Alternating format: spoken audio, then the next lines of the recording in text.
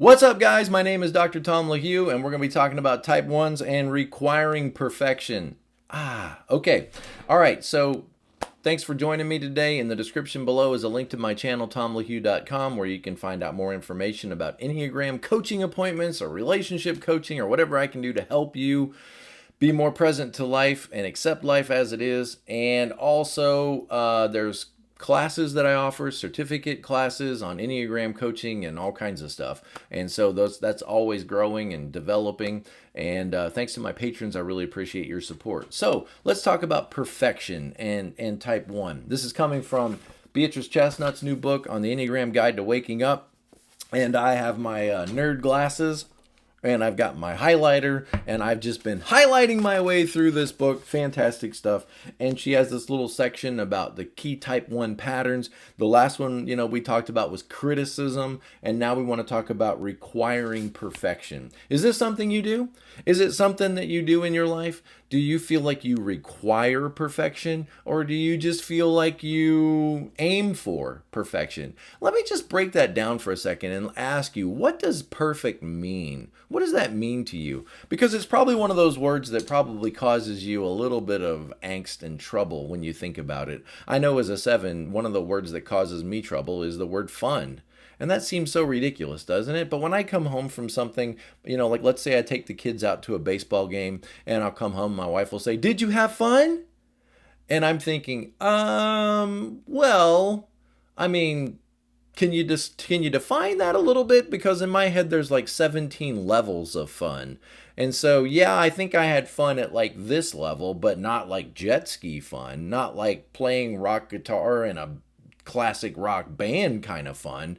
I mean, I did have fun. So it's one of these words that probably is very difficult when ones think about, I would imagine, when ones think about perfection, requiring perfection, because maybe you don't feel like you do. Maybe you feel like you aspire, for perfection or just to improve things, which I think is fair enough. I'm trying to turn off this iPad because every time somebody walks out my door, ding, ling, ling, ling, I got the Ring doorbell. Not perfect. Your videos aren't perfect. Okay, case in point. Thank you for bringing that up.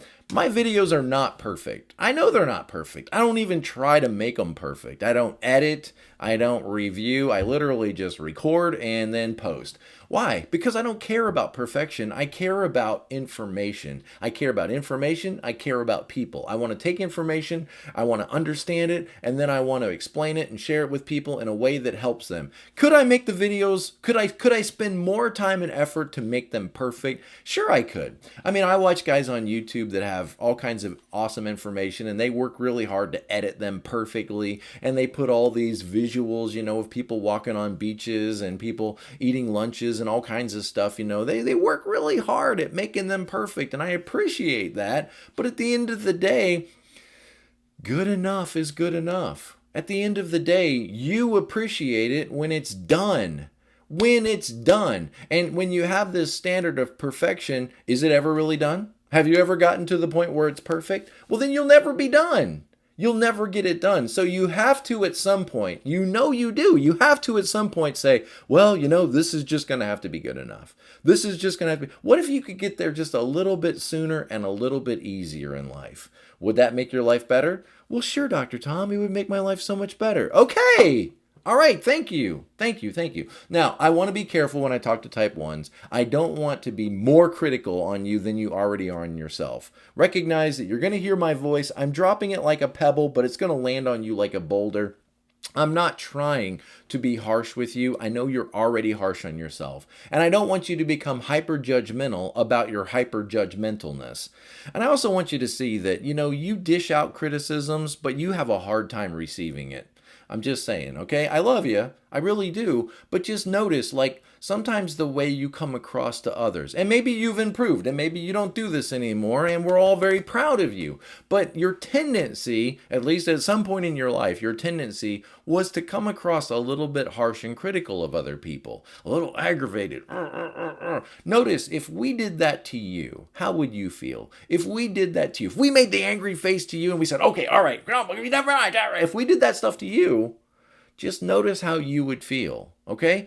So let's become more self-aware. Let's try to become aware of how we're coming across, of how we're interacting, and let's recognize that sometimes your perfect standards aren't very perfect. Okay? All right. What's the perfect relationship anyway? Is it ever going to get perfect? That is a sure way to end up feeling defeated. If your goal is to be perfect, then you're never going to be happy in life. You're never going to be happy. And maybe that's not a priority. Maybe you don't even think about that. I want you to. Please. You have a line to 7. That line to 7 is saying, what would you do today to just be happy? How could we help you be happy today? And maybe that's not even a priority for you. And it's probably a blind spot that you don't even think about it. But could you use a little bit more joy in your life? I mean, joy is a Christian virtue. It's something we're supposed to aspire to. We're not just supposed to be good. That's one of the fruit of the Spirit. Love, joy, peace, patience, kindness, goodness, gentleness, and self-control. But notice, love, joy, peace. So you're focused a little bit over-focused on being good, goodness. And we all appreciate that. You make everything better. You really do. And we're so grateful for that. But don't forget that love, joy, peace, these are also fruits of the Spirit, also things that we want to aspire to. How's your joy level today? Are you feeling defeated? Are you feeling depressed? Are you feeling like, you want to give up, like you're just frustrated with life, like you're just exhausted? I should just pause right there. Exhausted. I mean, just take a little test survey of yourself and say, hey, Chlorine. Hey, Aunt Chlorine. That's my favorite aunt name. I never had an aunt named Chlorine, but I always just imagine, Aunt Chlorine, Aunt Chlorine, let me ask you a question. How exhausted are you? Are you exhausted in your relationships? Are you exhausted at work? Are you exhausted with all of the mental stress? Do you carry it around in your body? Ugh. Come on, Chlorine. Relax a little bit. Everybody needs a vacation. Everybody needs to get away. Everybody needs to, you might have to actually schedule and force yourself to relax if you're a type 1. Seriously. And maybe even some type 3s. You probably have to put on your calendar, relax between 1 and 3 p.m. today. Do nothing. Go outside and just walk around and talk to neighbors and take a hike or just enjoy, television. You might have to schedule your time to just downtime. Okay. And if you have to do that, by all means do that. By all means do that. You work so hard. You need to balance life and be a little bit more willing to relax and reach for relaxation a little bit easier. Listen, it's a more perfect way to live. It really is. It's more perfect. And to be able to just relax with people and enjoy people as they are and enjoy your relationships as they are and not always be so concerned with how it's not measuring up. Just take a deep breath. Take a deep breath. I am a normal person. Take a deep breath. I have a personality. Take a deep breath. I don't want my personality to ruin my life. Okay? And that's what the Enneagram shows us, is sometimes our personalities, it's like a roommate, that we get assigned to, and this roommate is telling you everything that you should be doing differently. And there's a lot of good advice in there, but sometimes you realize this roommate is like ruining my day. It just won't shut up, stop. Just relax for a minute. Why can't I just enjoy something without the roommate telling me, well, they didn't do that right. Well, they didn't clean up their mess. Well, they left that long. I don't know. Why? Why all this chatter? Recognize it's happening, okay? Just recognize it's happening and then say, oh, wow, I need to give myself some more grace. I need to give myself some more mercy. All right, so requiring perfection. You put pressure on yourself. I didn't say it. Okay, the expert said it. You put pressure on yourself. You might realize when you're feeling stressed out, if you became suddenly aware, you might realize that other people are not putting this pressure on you.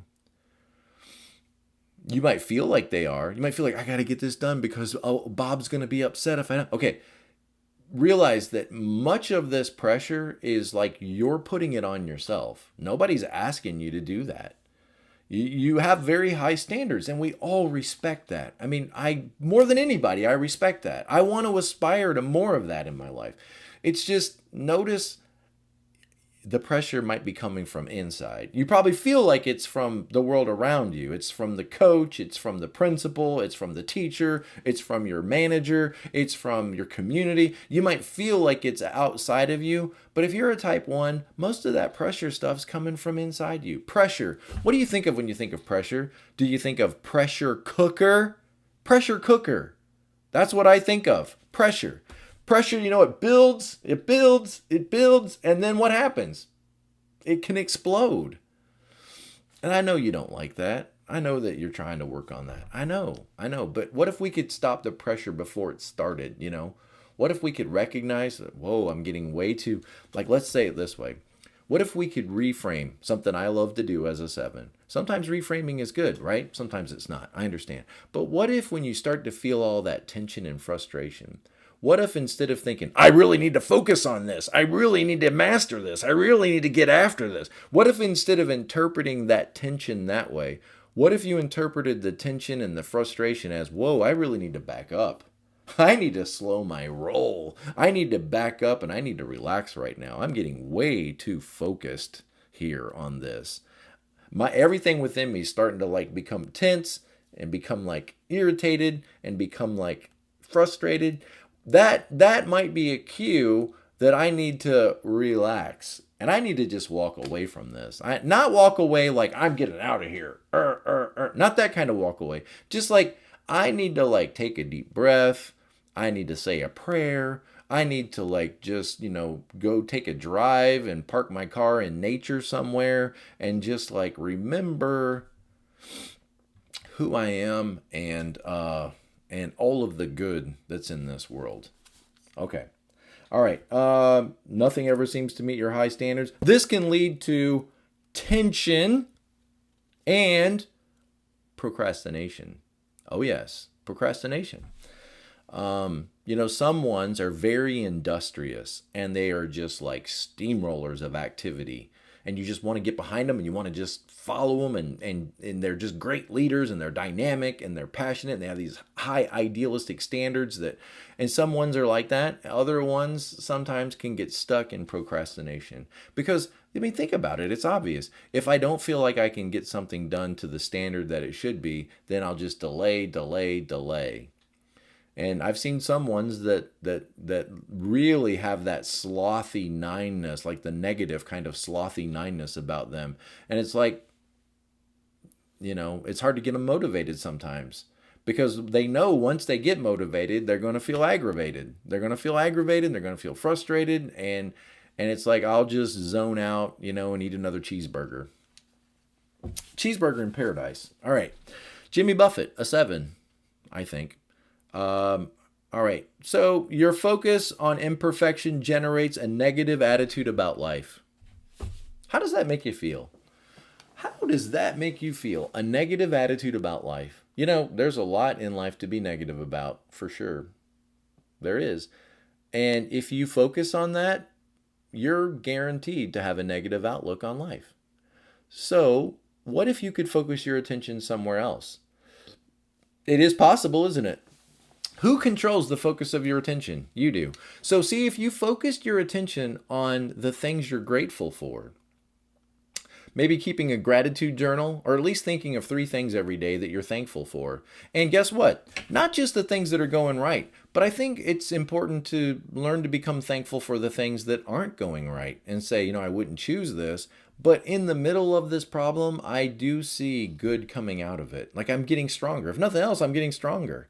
I wouldn't choose this struggle or this problem, but it's helping me become stronger. It's helped me learn to depend on others. It's helping me see my failures and shortcomings, which, the Bible says that let's see, how does he say that? Before you start quoting the Bible, you ought to make sure you have it memorized properly. That my grace is sufficient for you. When I am weak, then I am strong. Everybody wants to be strong, but the times that you really grow in life are the times when you have to see your own weakness. It's because you learn to depend on God and others. The times when you don't need God and others, you're not really going to grow in those times. So, okay, I'll stop the sermon. Where are we? Negative attitude about life. Do you want to have that? Okay, just pause right there. Do you want to have a negative attitude about life? I don't think you do. I don't think you do. I know you don't. You don't want to have a negative. You want to be positive. I mean, you're Mary Poppins after all, practically perfect in every way. That's who you are. You are super nanny. All right. And I don't think you want to think of yourself as having a negative attitude about life. Okay, well, line to seven. Sevens are the positive thinkers on the Enneagram. So can you move into that energy a little bit? You know, you're at your best when you look more seven-ish. Okay? Um, so can you move into that positive attitude a little bit? That's not going to get anything done. Um, well, just ask yourself, what kind of orientation do I want to life? A negative, finding everything that's wrong, hypercritical. That's the way you're wired. And I realize that. And I don't want to beat you up for that. Just observe that and then observe your need to focus your attention on more of the positive things in life. Like you have to have effort at this. You're going to have to like decide, make a mental decision like, I do see everything that's incorrect, but I don't want that to be the 80% of the focus of my attention. Because the more I focus on what's wrong, the more frustrated and irritated and angry I'm going to become. So I'm going to have to work at focusing my attention on what's great, on what's fantastic. You know, and really I think type 2, your wing 2 is very helpful with that. Twos want to praise people. They want to point out the best. They almost sometimes flatter people. A little bit of that might be good for you. A little bit. Okay? You don't have to become a 2. Just a little bit of that kindness, niceness, pleasantness, positive outlook. 7s, 9s, and 2s are all the optimists on the Enneagram. And you have a connection to 2, and you have a connection to 9, and you have a connection to 7. What does that tell you about 1s? 1s need some help in becoming more positive in life. Okay? You do. I'm not trying to beat you up. I love you. I'm for you. Okay? Just, I'm helping you see your blind spots. It's not me. It's the Enneagram. Okay? It just does. All right. What else does she say? Negative attitude about life, making people feel criticized or judged. You don't want to do that. I know you don't want to do that. Unless you are a judge, you know, then great, do that. But most of us, we don't want the people in our life to feel criticized and judged. You know how terrible that feels. You don't like to feel criticized and judged. So I know you don't want to come across that way. Knowing that sometimes you do could help you. Like limit that and say, whoa, is this one of those times where I'm coming across in a way that feels judgmental toward others? I don't want that. That's not my goal. My goal isn't to ruin and sabotage my relationships this way. All right. You probably find it hard to relax and enjoy what's happening. I'm with you on this. I'm a 7, right? I want to enjoy life, but I could always improve it a little bit. It could always be a little bit more funner, be a little bit more exciting. But you might have to like challenge yourself to relax and enjoy life. It might be some effort on your part to do that, to enjoy how things actually are in life. In other words, to be present to life, to enjoy what is happening and celebrate successes when your natural tendency would be to judge things as not being appropriate or judge things as not being, efficient or productive enough, or that you could have achieved better, or it could be, better in some way. And to just move toward that positive attitude.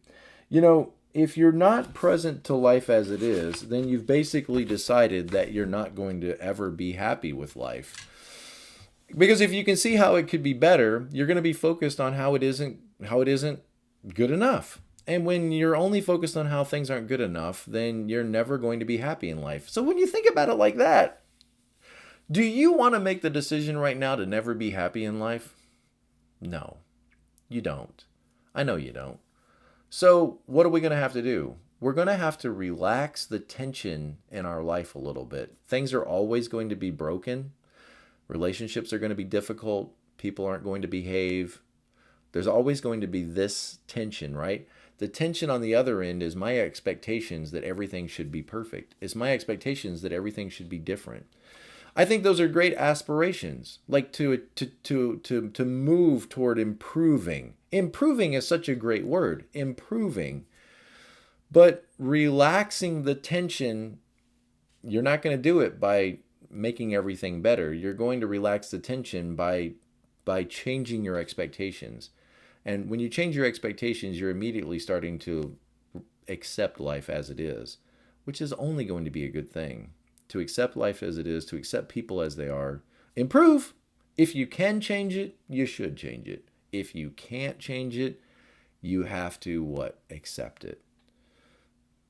Okay. All right. I'm on your team. I'm for you. You're doing great. You really are. You're doing great. Keep doing what you're doing. Just lean into that Winnie the Pooh gentle nature a little bit. Lean into that. Okay. I'll see you next time.